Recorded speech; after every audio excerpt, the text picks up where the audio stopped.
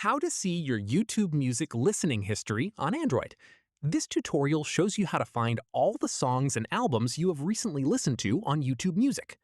First, open the YouTube Music app on your Android device. After that, tap on the library icon at the bottom of the screen. From there, tap on History from the list, which looks like a clock icon at the top. At this point, you will see a full list of all the songs and albums you have recently listened to in chronological order. In the next step, you can scroll through the list to find any track you previously played and tap on it to play it again. Following this, if you don't find the history there, then tap on your profile icon at the top right corner, and then, from the given list, select History. You'll be taken to the same exact page. Finally, keep in mind that your history is tied to your Google account, so it will stay in sync across all devices where you are logged in with the same account. And that's it. If this Android guide helped you find your YouTube music listening history, give it a like, subscribe for more Android tutorials, and tap the bell icon for updates.